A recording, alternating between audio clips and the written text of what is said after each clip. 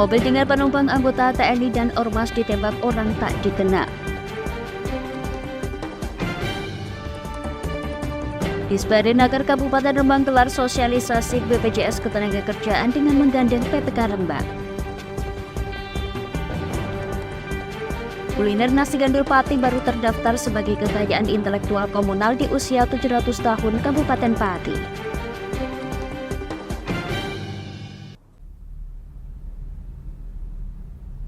Selamat sore pemirsa, bersama saya Puji Lestari. Inilah Jateng hari ini.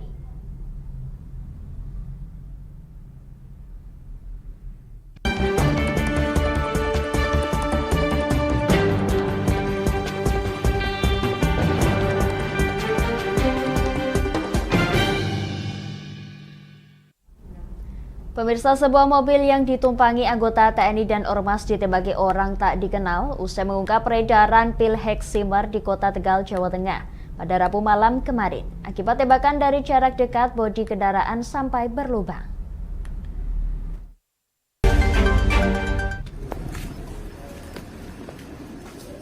Tim Inafis Satreskrim Polres Tegal, Jawa Tengah Rabu malam melakukan pemeriksaan sebuah mobil yang menjadi korban penembakan orang tak dikenal.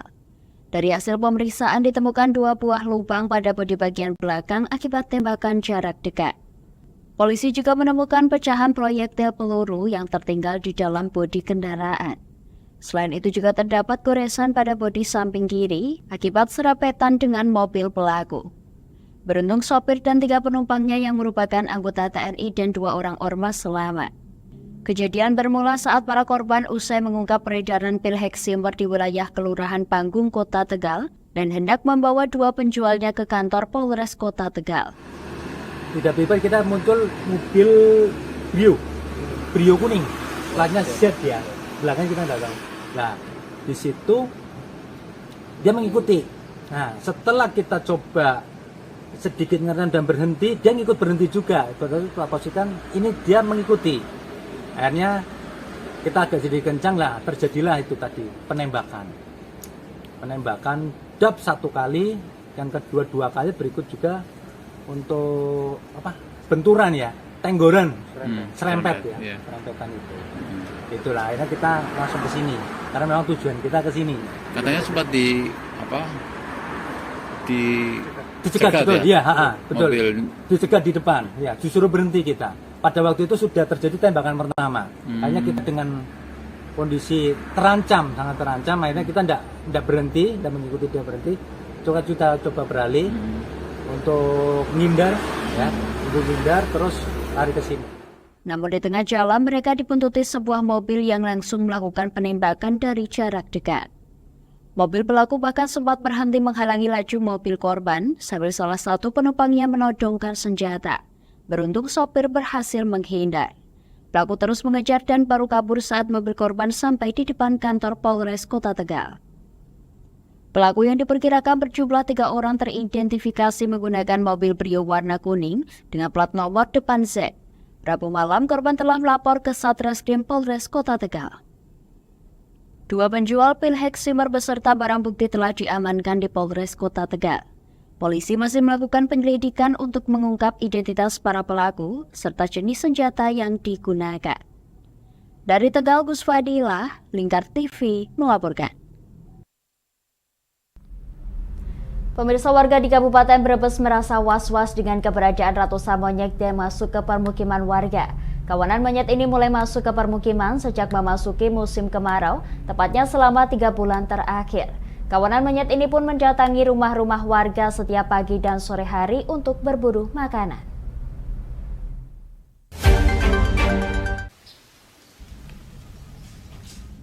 Inilah suasana Dusun Rembet, Desa Cipanjang, Kecamatan Banjarharjo, Kabupaten Brebes, di mana ratusan monyet turun dari perbukitan Gunung Barang menuju permukiman warga. Kawanan monyet ini keluar dari habitatnya yang geni gersang menuju permukiman warga lantaran kekurangan makanan. Warga merasa was-was lantaran selain mendatangi rumah warga, kawanan monyet ini juga merusak kebun jagung milik warga. Ahmad Sutardo, salah satu warga di Dusun Rembet, mengungkapkan keberadaan monyet ini sudah ada dari dulu. Namun baru kali ini turun ke permukiman warga setiap pagi dan sore hari untuk mencari makanan. Meski kawanan monyet ini turun gunung dan singgah di permukiman warga, namun monyet liar ini tak menyerang dan merusak rumah-rumah warga. Mereka hanya meminta makanan kepada warga lantaran di habitatnya tidak terdapat lagi makanan. Kawanan monyet ini duduk berjajar di depan rumah-rumah warga untuk menanti makanan dari tuan rumah. Namun demikian, warga tetap was-was lantaran khawatir kawanan monyet ini akan menyerang. Namanya Gunung Barang. Gunung Barang. Ya awal-awalnya adanya di Gunung Barang. Cuman sekarang akhirnya merembet ke beberapa gunung. Jadi banyak, Pak. Dari banyak. Ya, jadi berkembang biak gitu ya. Itu kan lokasinya dekat ya Pak sama warga ya. Dekat. Katakanlah Ya. berapa ratus meter lah. Itu nggak ganggu Pak? Kalau ganggu sih enggak seperti itu. Ya memang kadang-kadang yang jelas masuk ke sini agak kurang nyaman juga sih. Sekarang ini tapi ya belum lama gitu ya. Sutardo juga menyebut bahwa populasi monyet di Gunung Barang kini terus bertambah, sehingga mereka melakukan pencarian makanan saat musim kemarau seperti ini. Hal ini dipengaruhi oleh kondisi hutan yang gersang yang membuat tanaman buah-buahan di dalam hutan kering dan layu. Dari Brebes, Gus Fadilah, Lingkar TV melaporkan. Pemirsa, jelang ASEAN Economic Minister Meeting dan Related Meeting, pertemuan para Menteri Ekonomi di negara ASEAN ke-55, berbagai persiapan dilakukan untuk menyambut tamu negara yang akan hadir. Bandara Internasional Ahmad Yani Semarang akan memaksimalkan sarana prasarana yang ada dan akan mengkondisikan slot penerbangan yang ada saat ini.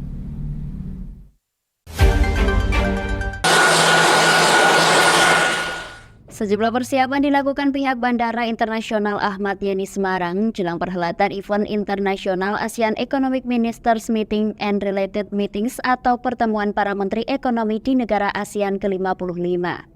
Untuk menyambut tamu negara ASEAN yang akan hadir, Bandara Ahmad Yani akan memaksimalkan sarana dan prasarana sesuai dengan SOP yang telah ditentukan, termasuk petugas yang ada di terminal bandara. Serangkaian fasilitas juga akan disiapkan pihak bandara, diantaranya mengupdate rute, long tambahan, dropping penjemputan, dan kedatangan.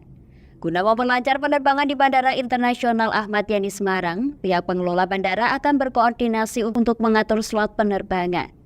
Untuk saat ini terdapat 50 slot penerbangan untuk tiap harinya di Bandara Ahmad Yani. Kita melakukan persiapan dengan kemarin juga koordinasi Pak ya, termasuk juga Dirjen juga sudah datang ke bandara ini untuk melihat dan mensertifikasi bahwa bandara kita itu siap untuk menyambut ataupun mensupport kegiatan tersebut. Nah, kegiatan yang dilakukan ini yang dilakukan oleh Pak Airport Operation ini, namanya Pak Rubus ya, dengan beberapa manajer sudah meng-create rute-rute dan fasilitas yang akan digunakan di bandara internasional. Salah satunya adalah nanti akan dibuatkan longs tambahan, kemudian juga rute-rute dan dropping ataupun penjemputan dan kedatangan dari para tamu. Pada ASEAN Economic Ministers Meeting and Related Meeting, rencananya akan dihadiri kurang lebih 17 Menteri Ekonomi ASEAN, 12 Menteri Ekonomi negara mitra ASEAN, dan 25 para pejabat tinggi ekonomi. Pada pertemuan tersebut akan membahas isu internal ASEAN seperti peningkatan perdagangan dan fasilitas perdagangan di ASEAN, serta juga akan membahas isu eksternal ASEAN, khususnya peningkatan kerjasama dengan negara mitranya. Dari Semarang, Henufan, Lingkar TV melaporkan.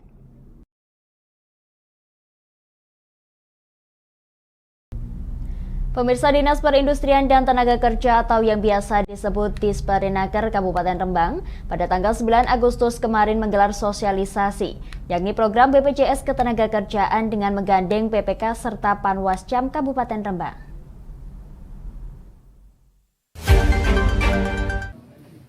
Yang namanya BPJS Ketenagakerjaan itu karena Belajar dari pengalaman tahun kemarin, kini dari PPK maupun Panwascam akan menjamin perlindungan karyawan saat mengalami kecelakaan kerja melalui BPJS Ketenagakerjaan. Hal ini disampaikan dalam sosialisasi yang diselenggarakan pada 9 Agustus kemarin. Sosialisasi yang mengundang seluruh Panwascam maupun PPK Kabupaten Rembang ini diharapkan agar seluruh penyelenggara pemilu ikut serta dalam program jaminan sosial, terutama BPJS Ketenagakerjaan. Teguh Mariadi selaku Kepala Bidang Hubungan Industri dan Jaminan Sosial mengatakan dari sosialisasi tersebut mendapatkan respon sangat positif. Sementara untuk pembiayaan BPJS Ketenagakerjaan dari Pemda atau dari pribadi hingga kini masih digodok.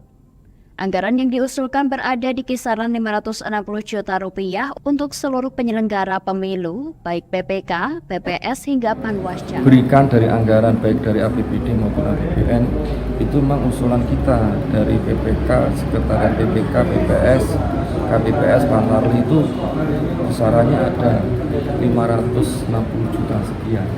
Yang pasti walaupun dibiayai baik dari APBD maupun APBN, yang penting teman-teman secara mandiri sadar bahwa ini manfaatnya sangat luar biasa untuk melindungi dia bekerja sebagai penyelenggara pemilu seperti itu.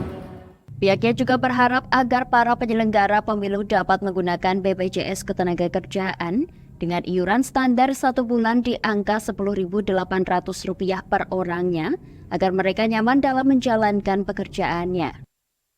Dari Rembang, Vicky Rio, Lingkar TV melaporkan.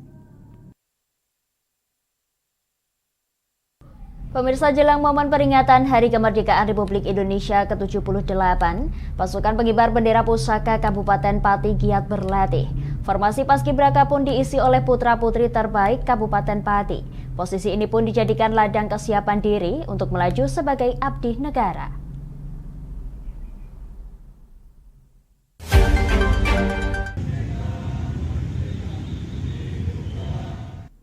Pasukan pengibar bendera pusaka masih jadi incaran untuk melangkah menuju gerbang sebagai abdi negara, baik TNI maupun Polri. Termasuk 3 putra-putri terbaik Kabupaten Pati yang tergabung di pasukan 8 yang bertugas sebagai pembawa bendera, serta pembentang dan pengerek bendera merah putih. 3 putra-putri terbaik ini merupakan Nastiti Ardianti Widyadana selaku pembawa bendera pusaka asal SMA Negeri 1 Pati.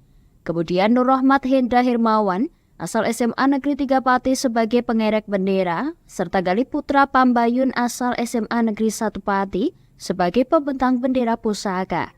Salah satu paskibra yang bermimpi masuk kepolisian yakni Galih Putra Pambayun, dirinya sejak masuk sekolah menengah atas sengaja mengikuti ekstrakurikuler yang bisa membanggakan kedua orang tua, dan dengan terpilihnya dirinya menjadi paskibraka, ditujukan untuk mempersiapkan diri untuk masuk ke akademi kepolisian. Ya, Paskibraka memang mempersiapkan diri saya untuk ikut belajar akademi kepolisian. Ini selaku bertugas sebagai? Saya selaku bertugas sebagai pembentang pagi dan pengerek sore.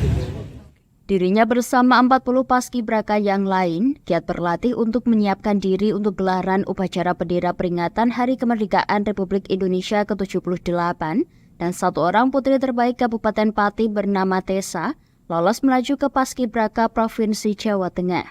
Sementara itu Susilo, pelatih Paskibraka Kabupaten Pati, menuturkan putra-putri terbaik yang terpilih diharapkan dapat terbantu masa depannya jika hendak menjadi abdi negara.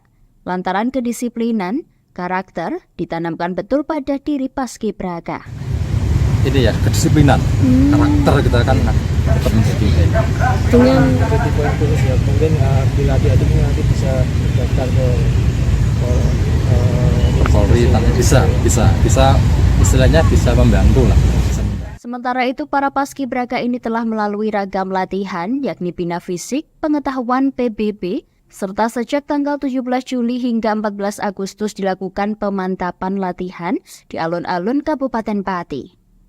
Besar harapannya nanti para paskibraka dapat melaksanakan tugas dengan lancar. Dari Pati, Mutia Parasti, Lingkar TV melaporkan.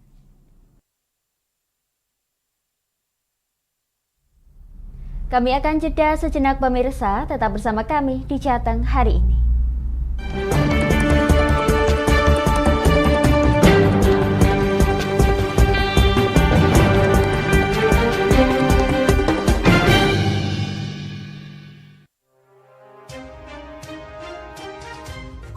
Inilah ketiga anggota komplotan pencuri spesialis pecah kaca mobil setelah melakukan penggelapan 20 sepeda motor dan 2 unit mobil dengan modus retard. Merangkum semua peristiwa sebagai berita yang penuh fakta. Bersama Puji Lestari, saksikan Jateng hari ini setiap Senin hingga Sabtu jam 4 sore hanya di Lingkar TV.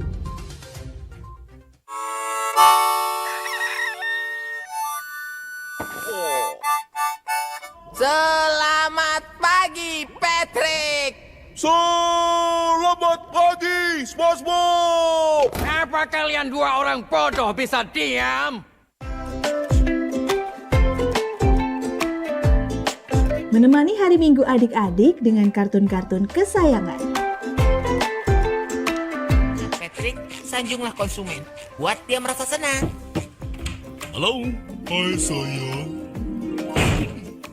Inilah Dunia Anak setiap hari Minggu jam 7 pagi sampai jam 11 siang hanya di Lingkar TV.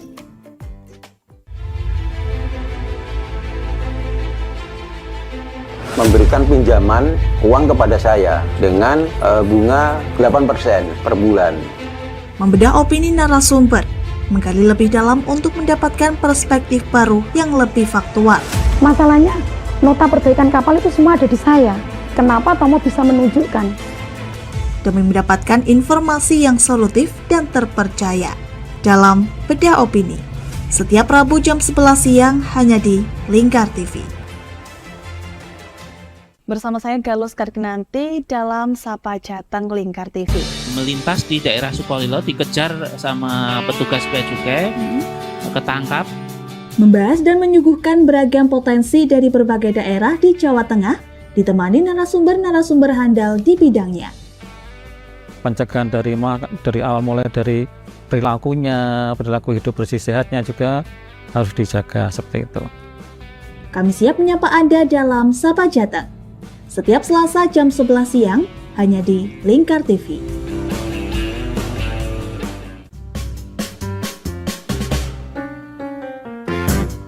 Mari pilih motif batik yang kamu suka di Batik Yuliati Warno. Memproduksi dan menjual batik tulis bakaran khas Pati dengan kualitas yang sangat istimewa.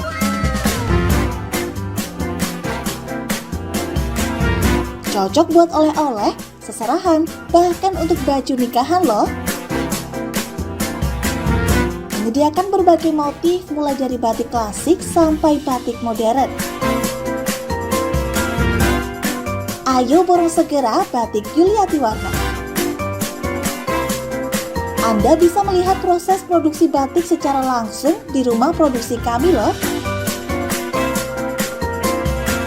Alamatnya ada di Desa Langenharjo, RT 7 RW 3, Jalan Juwana Tayub, Kilometer 3, Kecamatan Juwana, Kabupaten Pati, Jawa Tengah.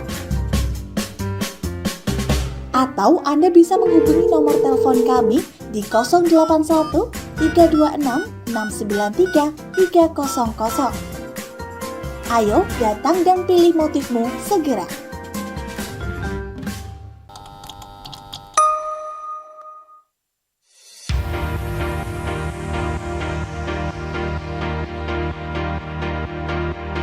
Wah, di Pati ada kedai yang nyaman dan estetik buat nongkrong bareng Besti. Ini dia, Kedai Sendika.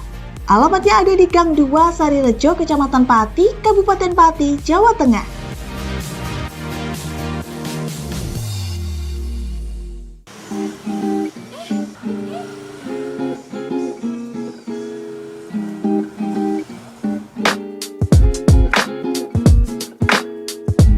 Selain menunya yang bervariatif dan lokasinya yang oke buat nongki-nongki bareng Besti, Kedai Sendika ini juga cocok buat kamu yang butuh ruang tenang buat ngerjain tugas atau sekedar baca buku loh. Buka setiap hari Jumat hingga Rabu, mulai dari jam 5 sore sampai jam 11 malam. Ayo, tunggu apa lagi? Ajak besti-besti kamu nongki asik di Kedai Sendika.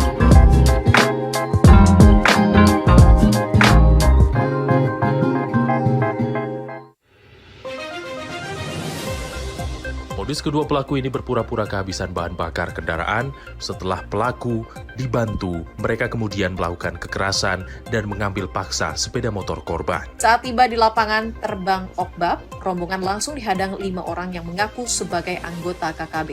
Yakni melakukan bujuk rayu kepada korban yang merupakan santriwati pada momen kegiatan belajar mengajar khusus. Menyajikan informasi-informasi hangat dan terpercaya bersama Kabar Indonesia setiap Senin hingga Sabtu jam 7 pagi hanya di Lingkar TV.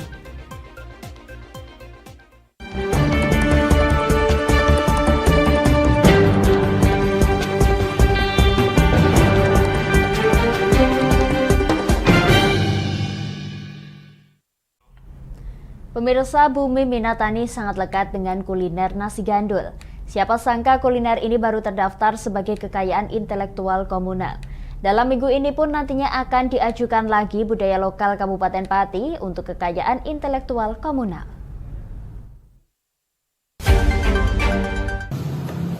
Kecapnya kecap lokal, lele.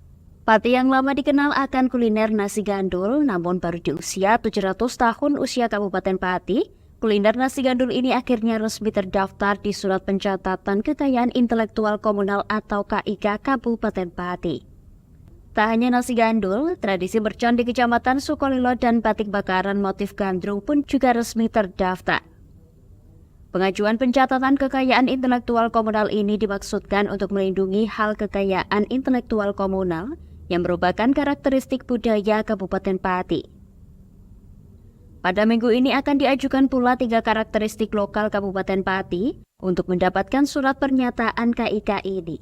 Di antaranya soto kemiri dan batik bakaran dengan motif lain.